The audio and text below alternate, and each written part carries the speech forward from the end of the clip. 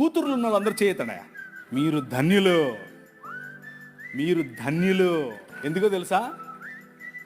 మీ పాపను చూసి 6 ఏళ్ళైనా 10 ఏళ్ళైనా 15 ఏళ్ళైనా 25 ఏళ్ళైనా 35 ఏళ్ళైనా no problem, బుగ్గల మీద చేయి పెట్టి ఎంత అందంగా ఉన్నావమ్మా నువ్వు అని చెప్పు.